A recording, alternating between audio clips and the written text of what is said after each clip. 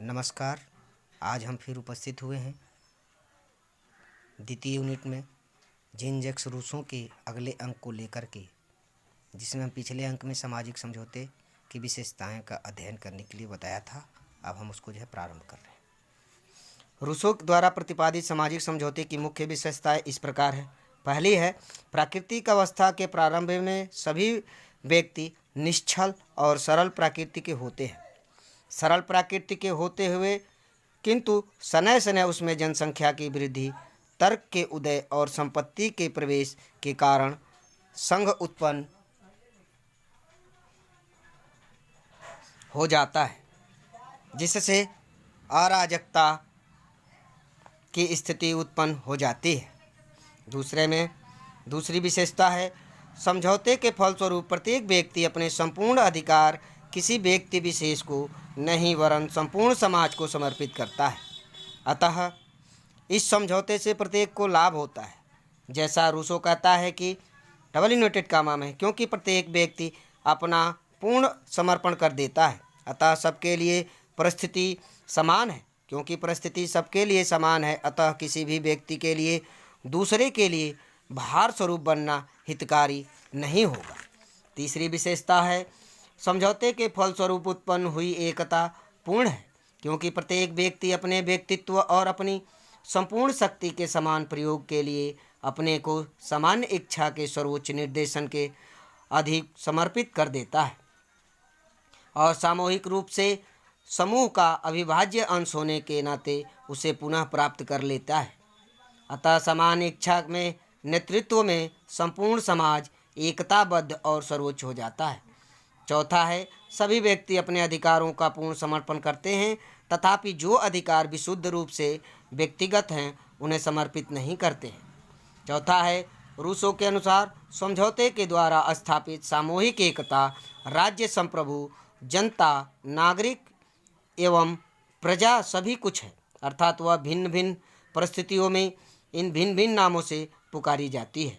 छठा है, रूसो के अनुसार समझौते का कोई एक बार घटने वाली घटना नहीं है, वह तो एक निरंतर चलने वाली क्रम है, क्योंकि प्रत्येक व्यक्ति समान इच्छा के निर्माता और अभिव्यक्ति को निरंतर सक्रिय रहता है।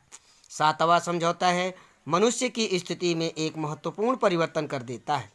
उसके व्यवहार में प्राकृतिक शक्ति का स्थान न्याय ले लेता है, फलतः उसके कार्य नैतिक बन जाते हैं और इसे नैतिक स्वतंत्रता प्राप्त हो जाती है।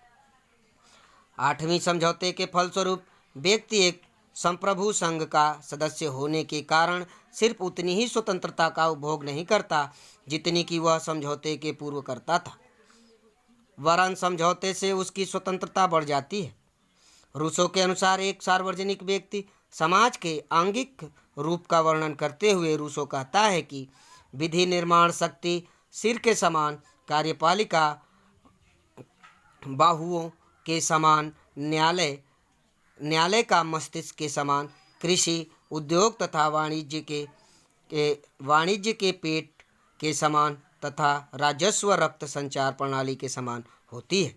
रूसो ने विशेषता में विभिन्न प्रकार की उदाहरण दे करके समझाया है।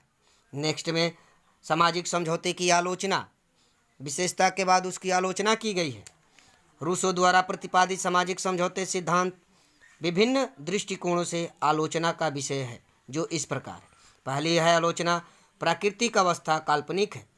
रूसो द्वारा चित्रित प्राकृतिक अवस्था निराधार और काल्पनिक है।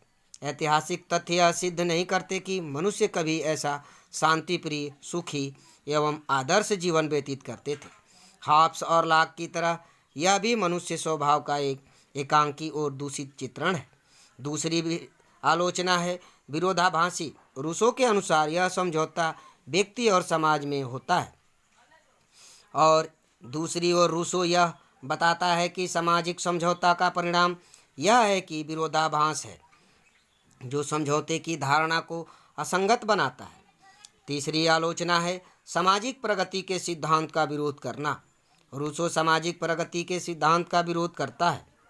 उसकी यह मान्यता है कि जैसे जैसे समाज प्राकृतिक जीवन दूर हुआ है, वैसे वैसे उसका पतन हुआ है।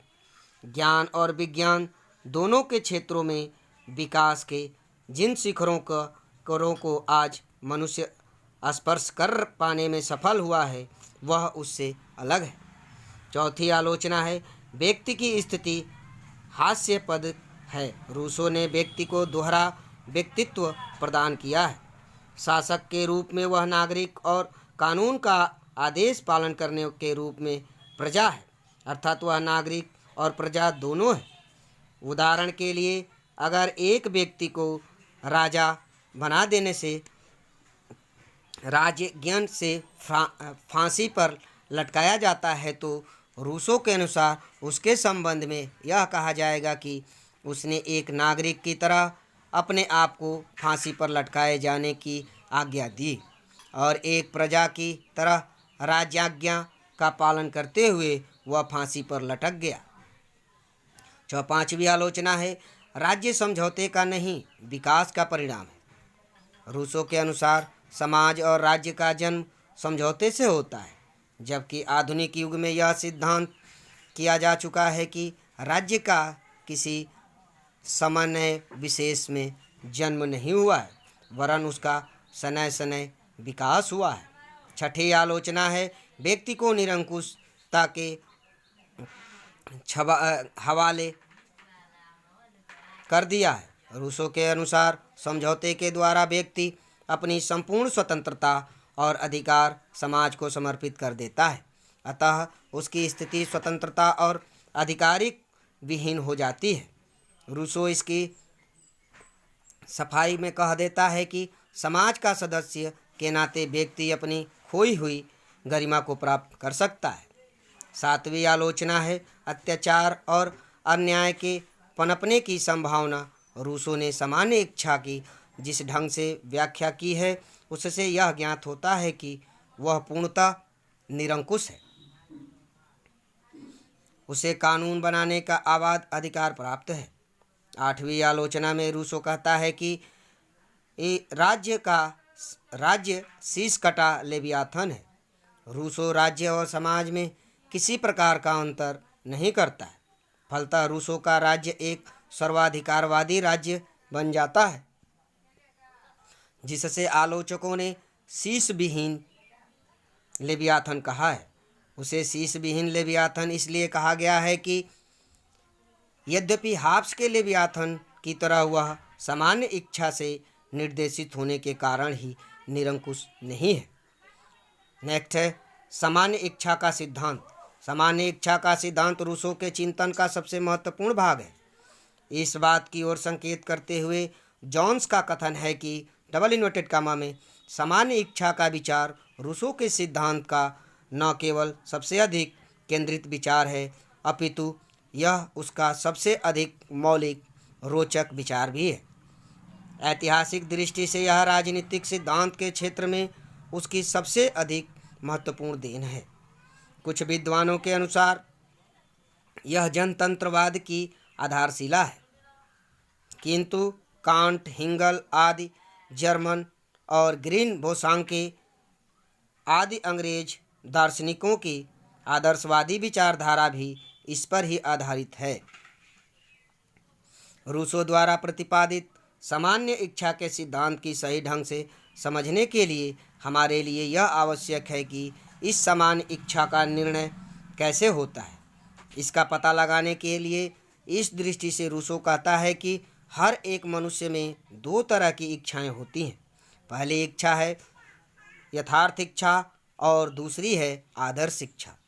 आइए इसके बारे में भी अध्ययन करते हैं। यथार्थ इच्छा है क्या?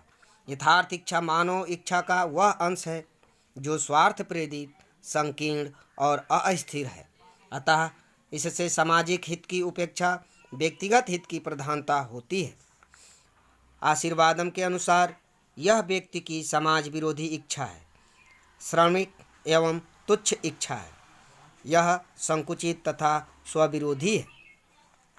यथार्थ इच्छा में कहता है इसके विरुद्ध आदर्श इच्छा मनुष्य की वह इच्छा है जो विवेक और लोकहित पर आधारित है।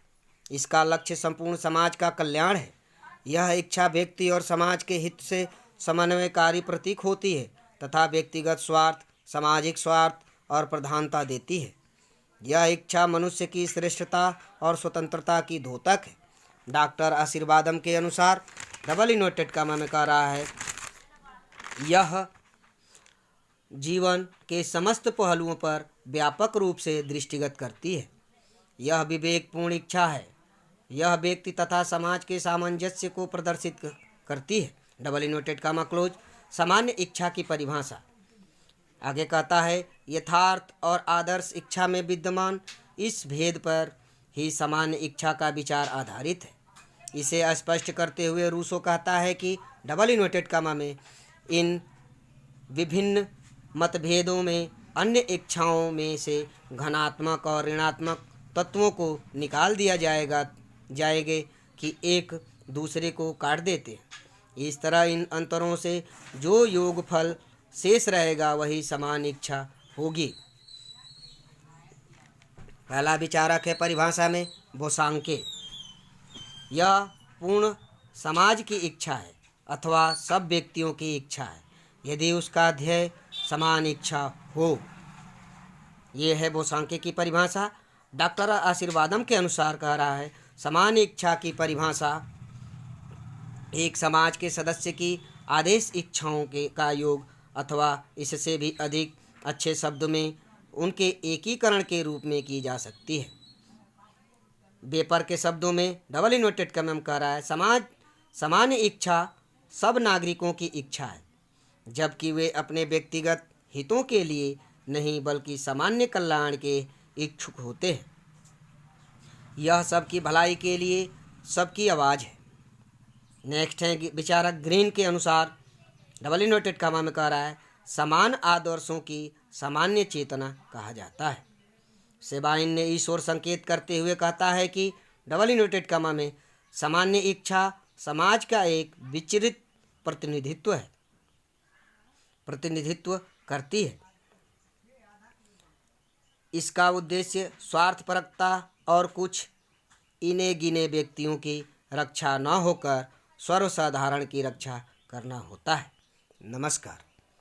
नेक्स्ट अंकों में हम लेकर के उपस्थित होंगे समान इच्छा के निर्माण की प्रक्रिया। क्या समान इच्छा सर्वसम्मति या बहुमत है? समान इच्छा की विशेषताओं को लेकर के उपस्थित होंगे, उनकी क्या क्या विशेषताएं हैं। तब तक के लिए आप अध्ययन करते रहिए। धन्यवाद। नमस्कार।